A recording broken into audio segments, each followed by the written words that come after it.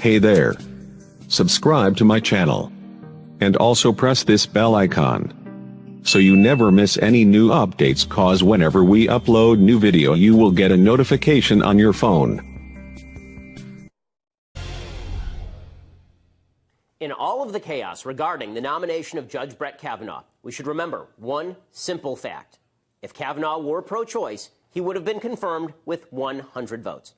He's clearly not an advocate for abortion, but Democrats didn't have the votes to stop him. So instead, Democrats decided to slander him as a gang rapist.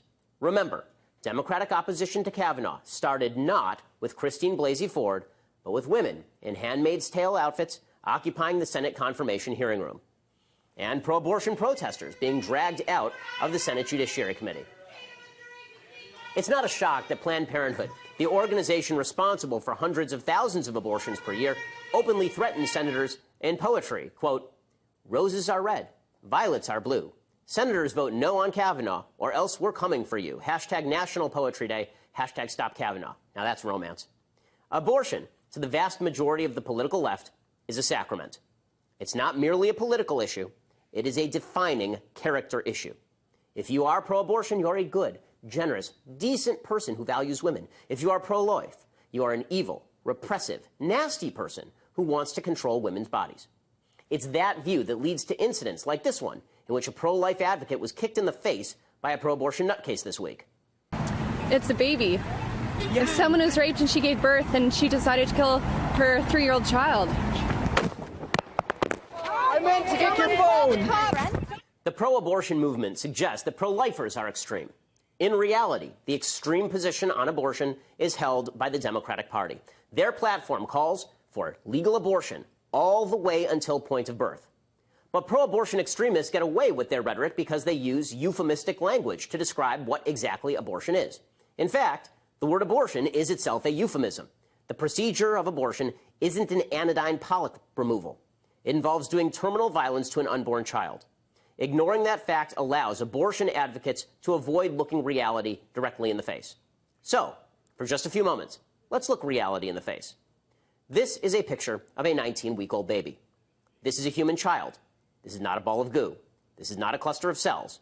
In January, 44 Democrats in the United States Senate voted not to protect the rights of babies older than this unborn child.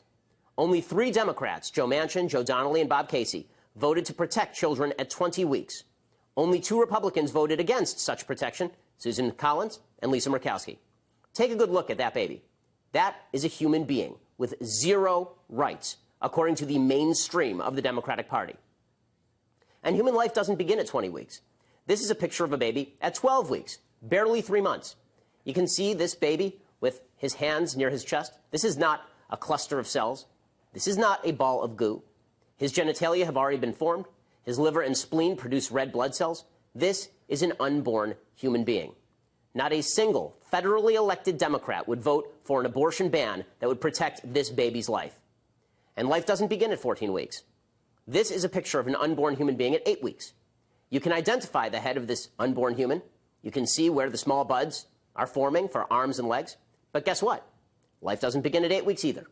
It begins at fertilization, when a new human life is formed, a new human being with its own DNA.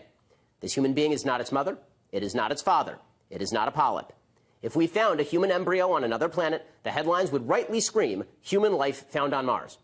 Human life is a continuous process of growth from the moment of fertilization onward. Abortion is the killing of this human life. The later the abortion takes place, the more brutal the procedure. But no matter the brutality of the procedure, it is obvious that abortion is not some mere optional surgery to be performed for convenience.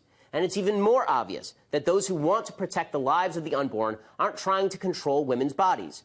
Those who cherish abortion are trying to control and dismember the bodies of the unborn.